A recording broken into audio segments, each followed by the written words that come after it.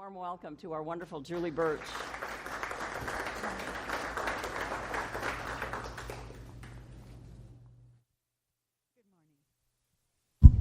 Good morning. Inner peace and happiness are natural states for you, and you can increase and amplify them in your life. And this morning, I'm going to give you an exercise that will help you to do that. And of course, there will be even more of that at the workshop later on. But first, I want to talk a little bit about my husband. He has the most amazing green thumb. He is every day out in the garden. And when I met him decades ago, he was an organic gardener, which is saying a lot down here in Sarasota because there are a lot of critters to eat your garden. Well, before long, this Chicago girl was out digging in the dirt with him. And to have a successful organic garden, you need to have tools and nutrients. And so we used rakes and hoes and spades and all kinds of shovels, and we got out there and we had a big plot of land and we worked that land and we dug it all up. And then we drove east of town to his friend's dairy farm, where we had to shovel a lot of you-know-what into the back of a pickup truck and bring it out to the garden and spread it and work it in and then plant seeds. After we planted them and watered it and took care of it, the plants started to grow. And then we had to pull some out, which always really, oh my God, we had to pull them out. But we had to thin it so that the strongest and healthiest ones could grow and produce. And before long, we had rows of nasturtiums and rows of green beans and mounds of yellow squash and tall stems of broccoli, which I never knew broccoli even grew like that. And it could turn into flowers, which was amazing to me. And these fuzzy, weird things called okra, so which he insisted on growing. Anyway, we had this wonderful crop because we took care of the soil, we planted the seeds, and then we harvested. We're all gardeners, and we have a crop inside our head, and that is the crop of thoughts in our mind. That is the crop of neurons in our brain, and we are constantly gardening, whether we know it or not. We are thinking thoughts. We are creating neural connections based on the thoughts that we think, and we are gardeners of our life, and we are planting seeds in our life, whether we know it or not, and we are reaping a harvest, whether we like it or not. And I am saying that it's a good idea to have an intentional crop in our mind and in our life so that we reap the harvest that we want to reap. And there are ways that we can focus our mind to do that. Now, we know that the brain responds to our thoughts because we have some fabulous equipment now. There is the fMRI, which was invented in 1990, the Functional Magnetic Resonance Imaging machine that measures blood flow in the brain depending on how you're thinking. It is mainly used by researchers. We have the spectrographic imaging, that's single photon emission computer topography. That imaging is used with a radiographic dye. So scientists now have, researchers now have ways of measuring what is actually going on in the brain. And they can tell that when you think certain ways, it affects your brain differently. And this, in turn, causes your brain to grow differently, which in turn causes your life to grow differently. Interesting. Here in New Thought, we're always saying, or we often are saying, change your thinking, change your life. Now, the architect of the teaching here at the Center for Spiritual Living is Ernest Holmes. And his predecessors were saying, you can change your life by changing your thoughts. And to get us launched thinking about Ernest Holmes and his teaching, I'd like to invite LaTanya up to read a passage from Science of Mind by Ernest Holmes. It's like, yeah, I'm here all day. Okay, so this is from the Science of Mind textbook by Ernest Holmes. We must seek to realize the spiritual universe, regardless of any condition which appears, if we would embody the greatest good. If the spiritual universe were not perfect, it could not exist for a single moment. The truth is indivisible and whole. God is complete and perfect. A perfect cause must produce a perfect effect. Disregarding all evidence to the contrary, the student of truth will maintain that he lives in a perfect universe and among people potentially perfect. He will regulate his thinking to meet this necessity and will refuse to believe in its opposite. At first, he may be influenced by conditions, and he may appear to be weak, but as time goes on, he will prove to himself that his position is a correct one, for that which appears imperfect will begin to slip from his experience. To daily meditate on the perfect life and to daily embody the great ideal is a royal road to freedom, so that peace which passes understanding and is happiness to the soul of man. Let us learn to see as God must, with a perfect vision. Let us seek the good and the true and believe in them with all our heart, even though every man we meet is filled with suffering and limitation appears at all sides. We cannot afford to believe in imperfection for a single second. To do so is to doubt God. It is to believe in a power apart from God, to believe in another creator. Let us daily say to ourselves, perfect God within me, perfect life within me, which is God. Come forth into expression through me as that which I am. Lead me ever into the paths of perfection and cause me to see only the good. By this practice, the soul will become illumined and will acquaint itself with God and be at peace. Be ye therefore perfect, even as your Father in heaven is perfect.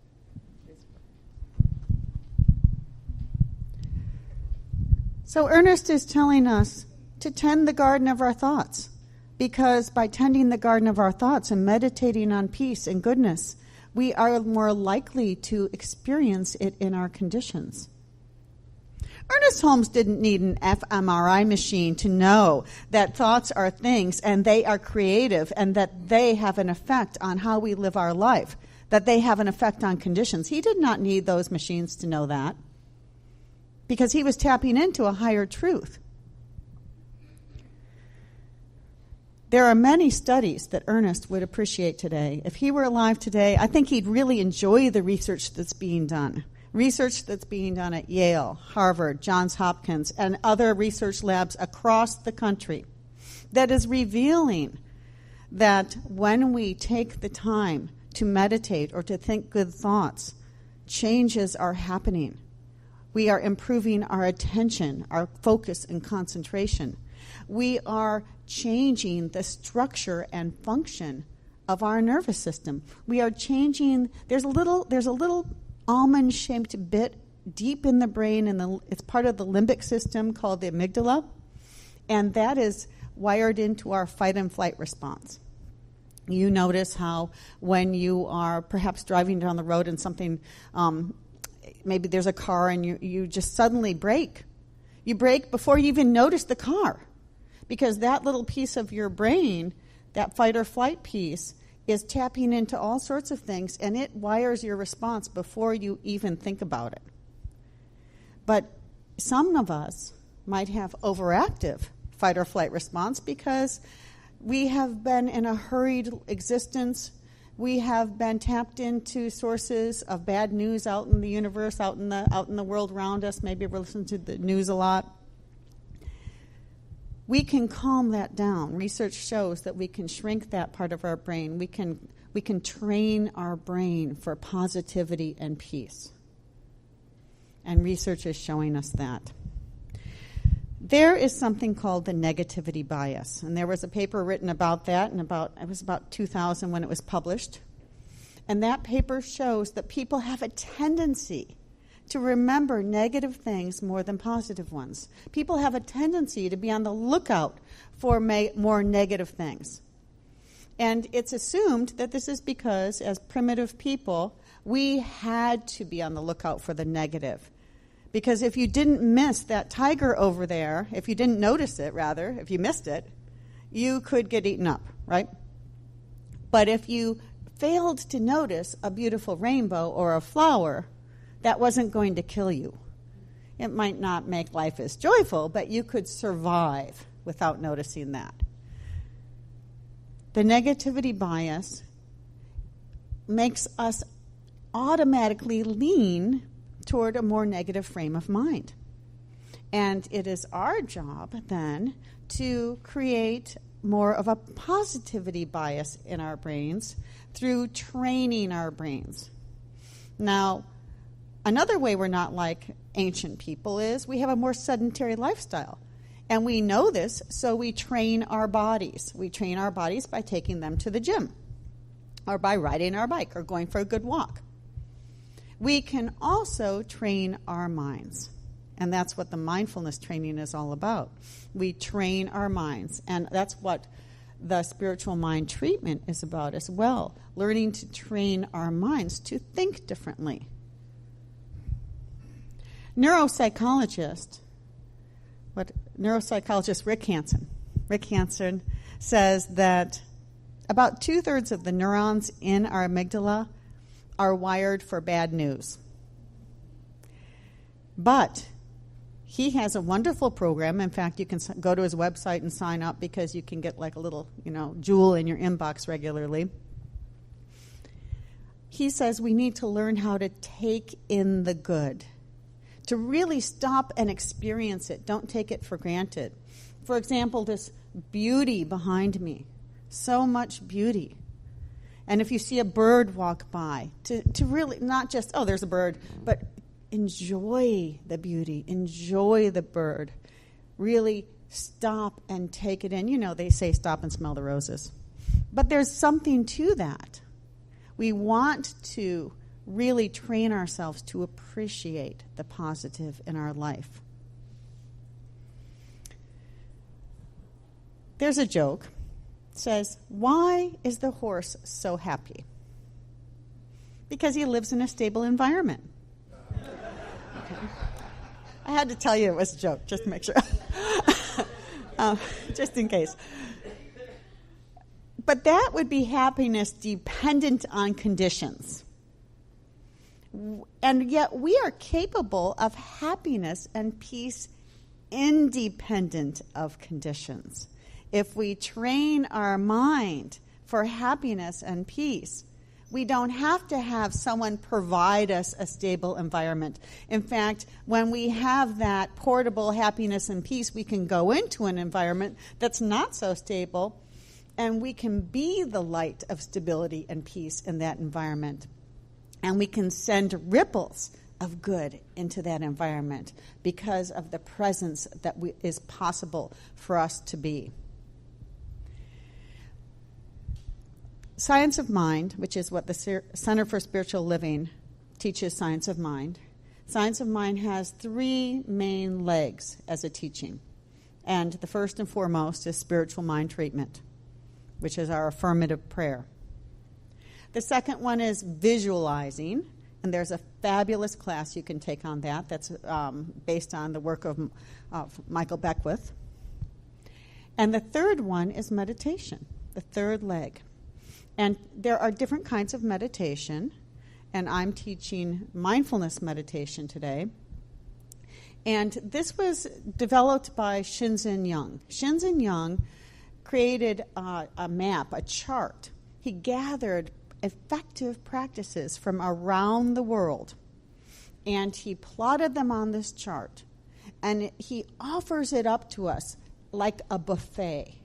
Imagine walking into a buffet that has so many wonderful foods that you love. And every day you can pick a different one, or you can stay with the scalloped potatoes if that's what you want every day. But you have them available. That's what he has, these different practices. And so there's 4 quadrants. And I'm not going to go into everything about those quadrants. It fills books. But the workshop today will cover the positivity quadrant, and I'm going to give you a little taste from 2 of the quadrants in just a minute with an experience we're going to have, if you'll humor me. So I'm going to ask you to take a moment and have an experience with me, please. I'd like to ask you to stretch up and find your tall position and get into a comfortable position. Maybe your feet on the floor and your hands in your lap. And I'm going to ask you to maybe raise the crown of your head a little bit, lift your heart. And if you're comfortable doing so, close your eyes. And as you close your eyes, let's take a deep breath in and release it nice and long. And as you release it, let's let go of any tension in your forehead, any tension in your jaw, letting it go. And we're going to work with the idea of rest. Rest is what we call peace in unified mindfulness. So rest is what happens when you close your eyes and you don't see anything. If you close your eyes and you see grayscale or pixelation, we call that visual rest. And if that's what you're noticing behind your closed eyes, I'd like you to simply enjoy it for a moment. You can name it rest. And take another deep breath, please. And exhale long. And then as you breathe in and out, I'd like you to notice that between those breaths is a pause.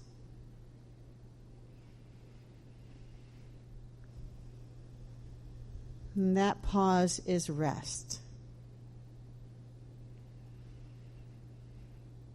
And so when you notice that pause, enjoy it for a moment, and you can name it rest. Rest. Rest. And I'd like you to allow your mind to wander over your body and notice where you're feeling rest in the body. Perhaps the heaviness of your hands is restful in your lap. Perhaps your feet are feeling heavy on the floor and they're resting there with not much to do. Rest is an absence of activation. Nothing much going on. Allow your mind to drift over your body, finding places where not much is happening.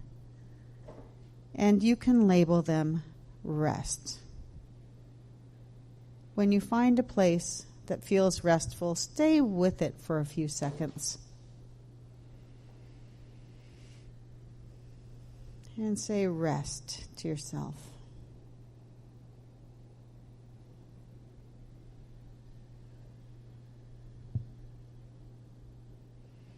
And then if you find another place that is feeling restful and relaxed, allow your mind to go there. Really soak into it.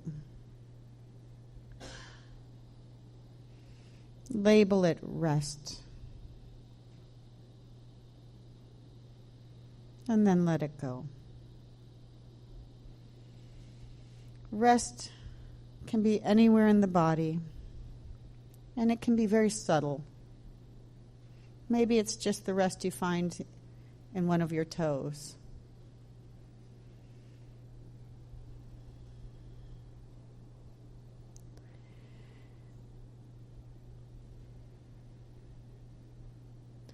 And I'm going to ask you now to put a little smile on your face.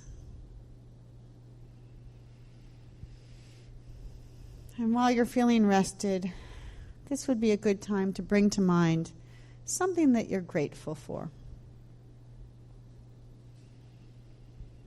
And don't just think the word of what you're grateful for, but if you can see it in your mind's eye, if you can experience what you're grateful for in some way.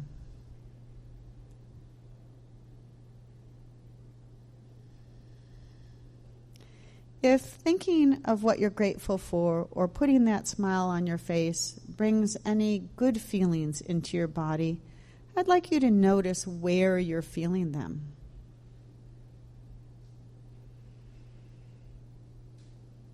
How far do they spread?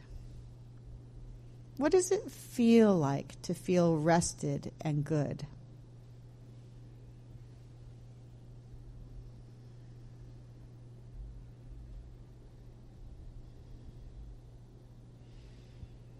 Returning to places where you feel rest in the body, or that pause between breaths. Coming back to that smile.